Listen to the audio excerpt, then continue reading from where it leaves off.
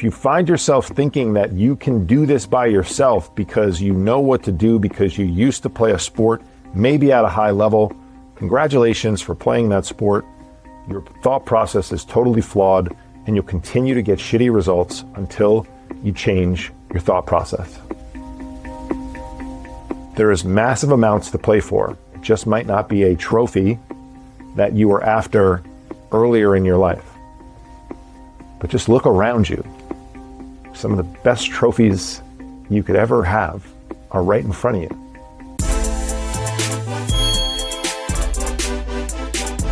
My name is Brian. I help successful professionals build an elite body and mind without sacrificing work or time with their family. I know your life because I lived it for 20 years. Welcome back to the show. This is the Success Lift Podcast, and I am your host, Brian. Thank you for being back with me. I hope you're having a great start to November. We got a little less than 2 months left in the year. Most of the time, people punt this particular season, especially next week or so heading into Thanksgiving, and then we head full tilt into the Christmas/end of year holiday season. And I just want you to know, and I just want to reiterate to you that you are capable of making unbelievable progress in your life in 6, 7 or so weeks that we have left. And more importantly, you can probably set yourself up for an unbelievable 2026 if you just decide to take some action, do something, take a little bit of control over your circumstances. I say to clients all the time, our decisions, our actions must be greater than our circumstances. I talk to people all the time who are in love with their circumstances. You don't understand. This is what I have. I have a long commute into the city. I'm dealing with some injuries, so it's harder for me to train. My wife cooks a certain way because of the kids. I have to be out a couple nights a week. I have a long commute home. I coach baseball and football and basketball at night. I have a sedentary job.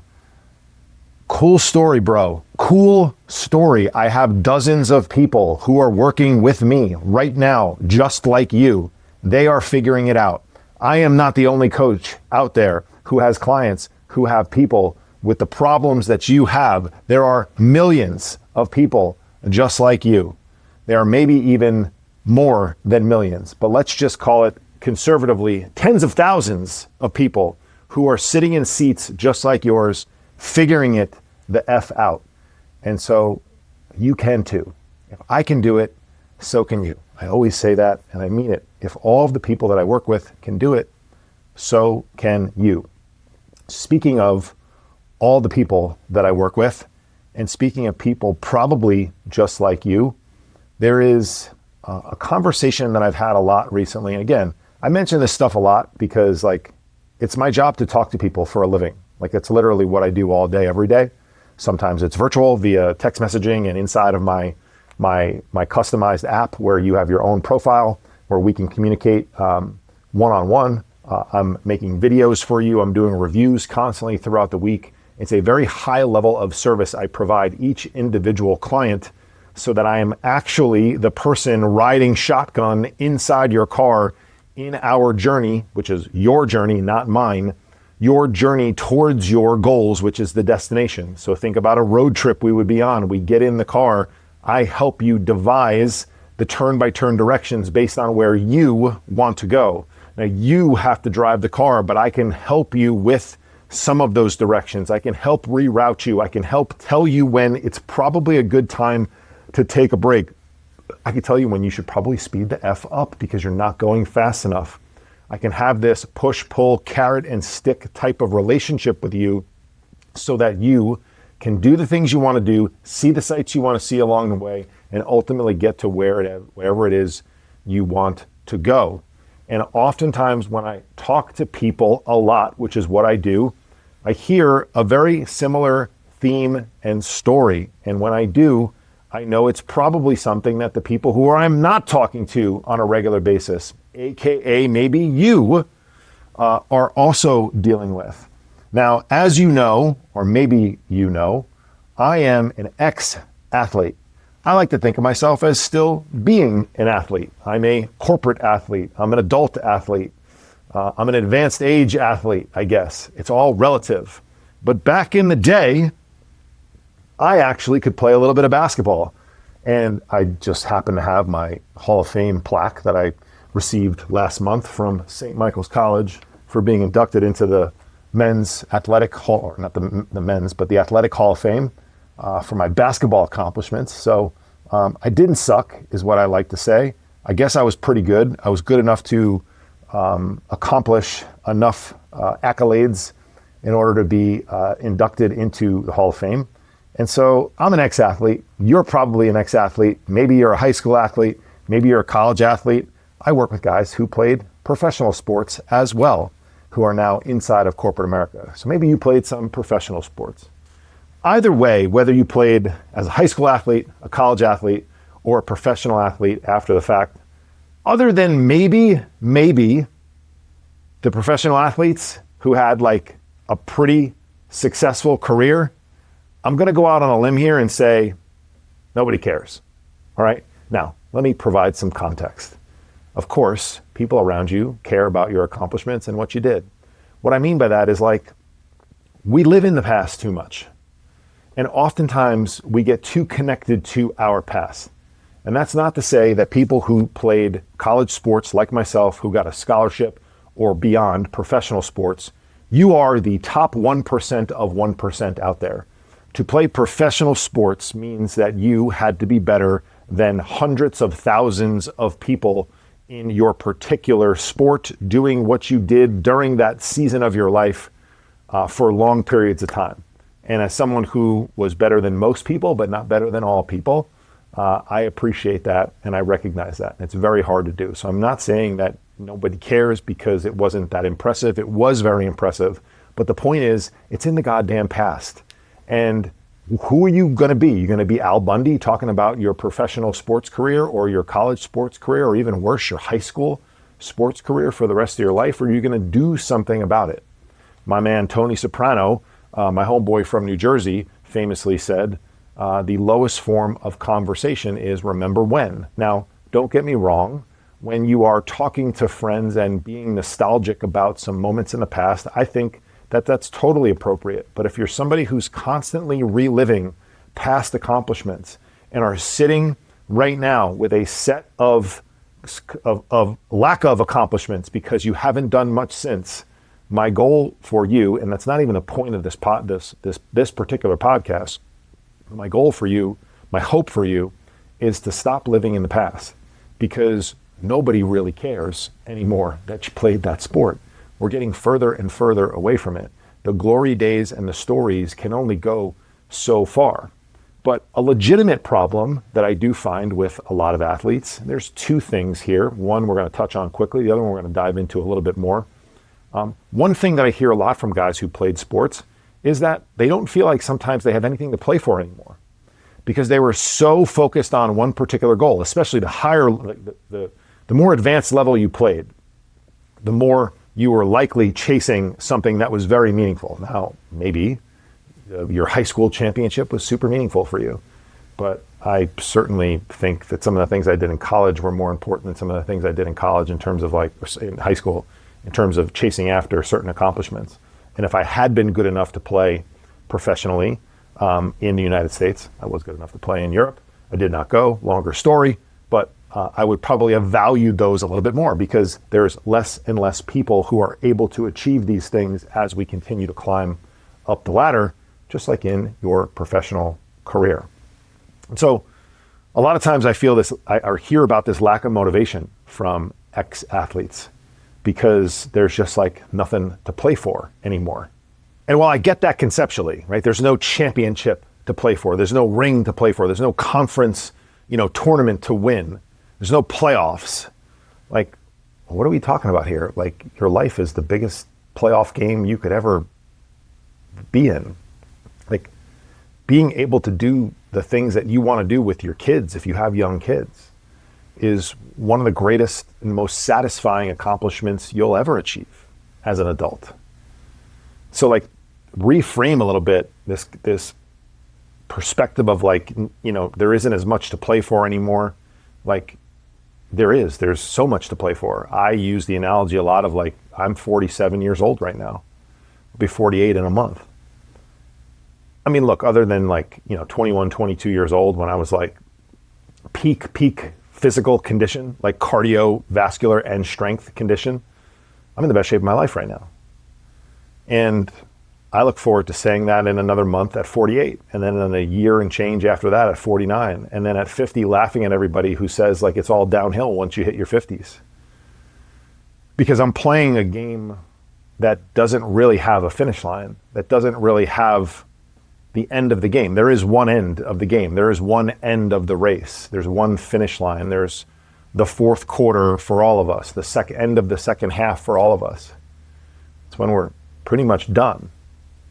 And I always say pretty much because I will give you the last year or so of your life. You want to sit around and drink some beers and have your grandkids bring you, crap to eat on the recliner while you watch TV. Cool. But until then, let's charge. Let's charge after something that's meaningful for you. That's why having goals and desires that I ask clients to develop, start to think about, that allow you to pull yourself towards those things when you don't want to do it. And this past weekend in the mental performance, the mindset message that I record for all of my clients, I talk about this illusion of choice. I think I mentioned it in my weekend email as well to you. If you're not on my email list, you should be. We'll put the link down below.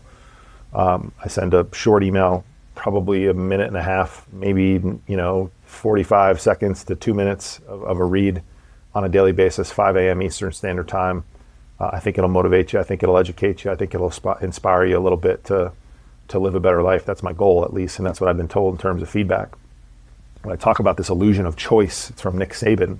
You don't really have a choice. If you want to be elite in your life, you want to achieve certain things, you don't have a choice. We trick ourselves into thinking we could stay on the couch, we could go to the gym, we could take a walk, we could hit snooze. We could have the hard conversations with our wife and cultivate a marriage that bears us the fruit as husbands, as men, as we want, that we want, or we can, kind of just talk about it and not get it. Like we don't have a choice. The choice is excellence or not. And if you choose excellence, which I hope a lot of you do, comes with some prices to pay. There's no better example of this than you showing up to the office every single day for the last 10, 15, maybe even 20 years or more.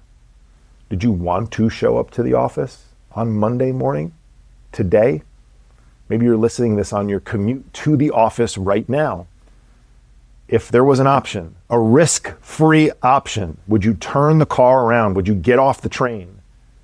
Would you hop back off the bus and onto another one, head back home? You're afraid of the consequences like we talked about last week. You're afraid of the consequences if you don't show up for an extended period of time.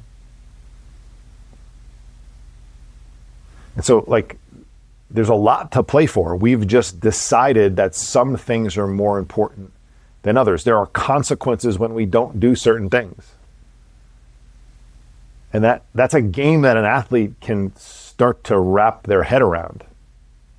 So you do have a lot to play for. It's just not what you used to value. You just have to understand that you're likely valuing the wrong thing, or you're filtering your decisions through an old lens. You just need new glasses. So let's get some new glasses and let's start pushing forward. But the other thing that I hear ex-athletes, because we're all washed up now, the other thing I hear ex-athletes say a lot, especially the ones that are not working with me, who are struggling to figure it out on their own, is this internal battle that they have with themselves.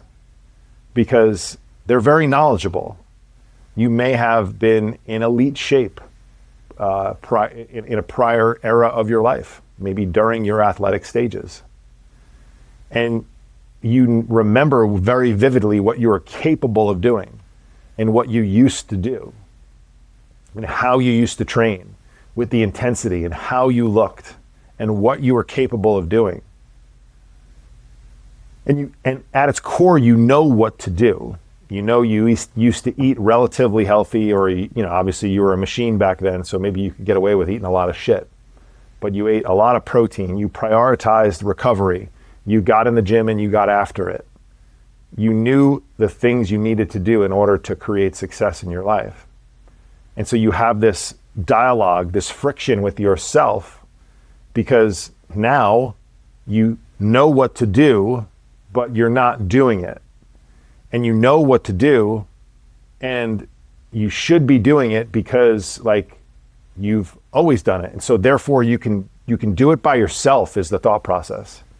I can do this. I know I can do this. I was an ex-athlete. I've heard that fucking dozens of times. Recently too.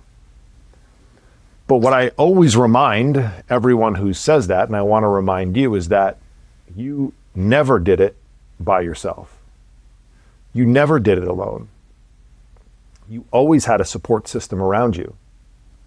For some people who played higher levels of sports, now maybe if we go back to high school guys, you definitely had support, but maybe not as much as, say, a professional athlete or a college scholarship athlete, maybe the next rung down. But you had support. You had your coaching staff.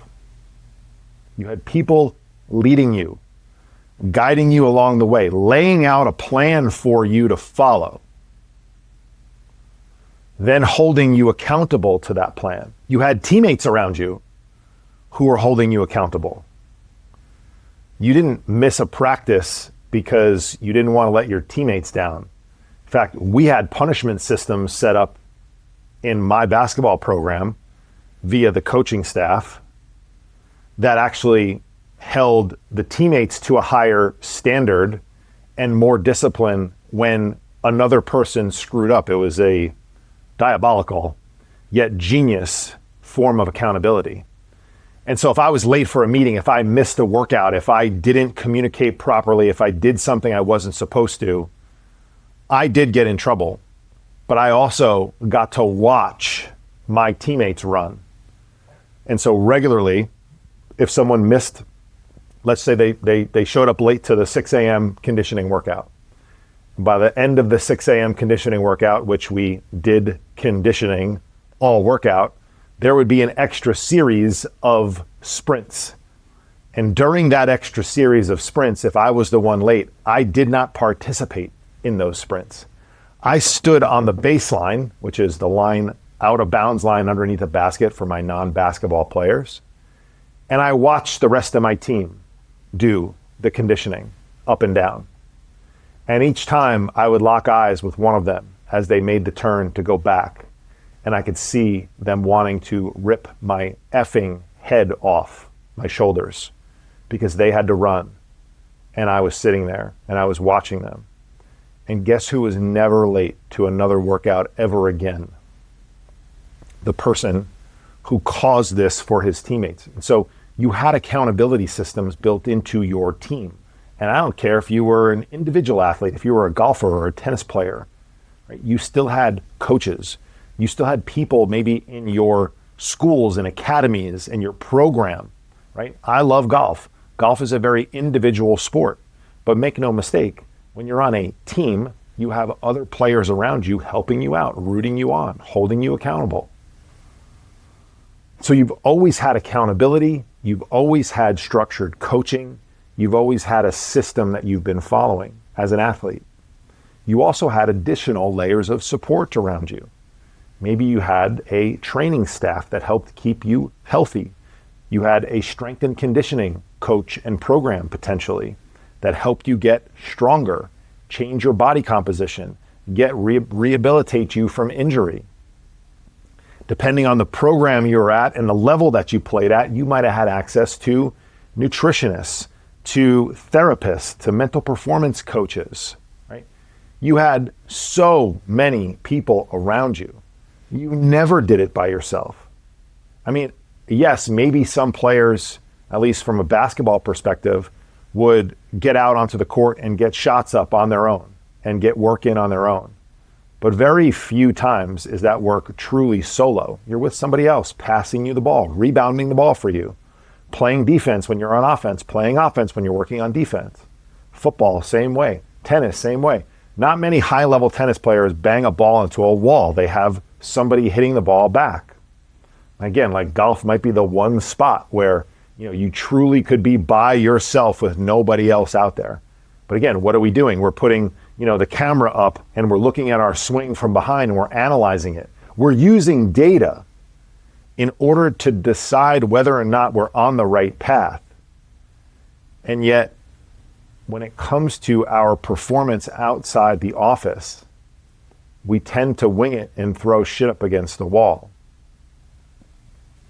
We don't track the food that we put in our mouth. We don't have a plan to schedule ourselves in our calendars on a weekly basis.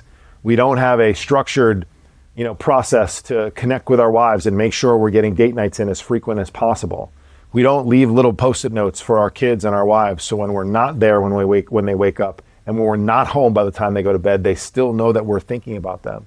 We don't use technology like a quick FaceTime or a quick text to check in and keep people posted, letting them know that we're thinking about them. We don't have our workouts scheduled.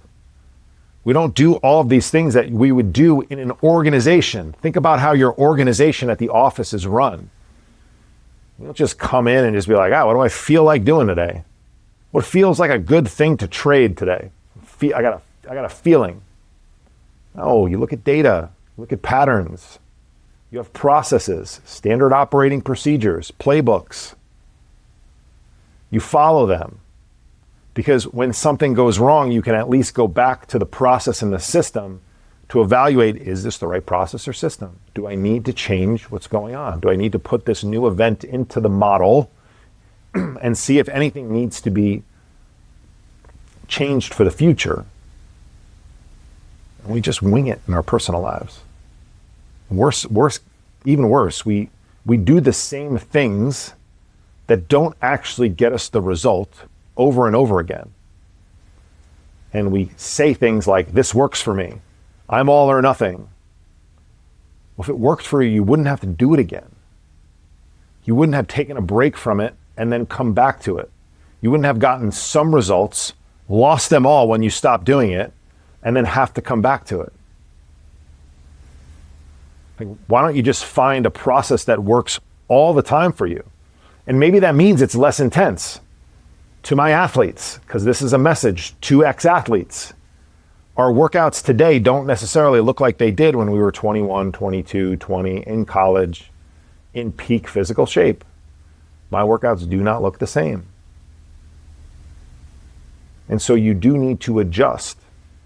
You could train for 3 hours a day. You could eat most of your meals in Tupperware containers if you wanted to when you were that age. You can't bring a Tupperware container to your client dinner. You have 2, 3, 4 kids and a wife. You commute an hour each way. You used to just wake up, play some PlayStation, go to class, go to practice, go to the gym, do your thing, and then go to bed and do it all over again tomorrow. You don't have time for that anymore. So why are you still in the mindset of an ex-athlete that you can just do it one way? Because it doesn't work. What worked for you at 18, 20, 22, even in your early 20s, mid 20s, right out of college, where you don't have as many responsibilities and you still have some of that athleticism. It's not the same. So you have to take a different approach. And you always had support. So if you find yourself thinking that you can do this by yourself because you know what to do, because you used to play a sport, maybe at a high level, congratulations for playing that sport. Your thought process is totally flawed, and you'll continue to get shitty results until you change your thought process. There is massive amounts to play for. It just might not be a trophy that you were after earlier in your life. But just look around you. Some of the best trophies you could ever have are right in front of you. And showing up for them as the best athlete you can be, the best dad, the best husband, the best friend, the best employee, the best leader inside of your organization. That's what gets me fired up. Because this game that we're playing goes for me, another 30 plus years, I hope. I played college basketball for 4 years. I played high school basketball for 4 years. That's a blip on the radar of my life. I can play this game and play this game of life until I'm done. And I mean, I guess there's always extenuating circumstances, but for the most part, the better you play it, the longer the game is. Why wouldn't you want to play a nice long game? I mean, I can't wait to have a cigar, have a cocktail with my friends when I'm like 74 out on the golf course, talking some shit, still trying to hit it by guys, hopefully not hit it into the wrong fairway, which is what I do right now a lot. Getting up and down because the old guys have a great short game. Right? Having some 48-year-old who's playing with me hit it 30 yards past me, but then I just like dink it and dunk it and, get up and down for par and watch him, miss his par putt. I'm into that. So you're playing an important game. It's just not the game you used to play. If you're an athlete, if you're an ex-athlete, remember, what worked then doesn't work now. Find what works for you. You never did it alone. So build a team. Build a team. If that's a program like mine, awesome. If that's a program like someone else's, great. Join that. If that's your own network and accountability system, cool. Do that. Just do something. Stop sitting on the sidelines because you never wanted to be on the sidelines when you were playing. You always wanted to be in the game. In order to get in the game, you have to get people around you. You don't ever play the game by yourself. Have a great week, and I'll see you back here next week.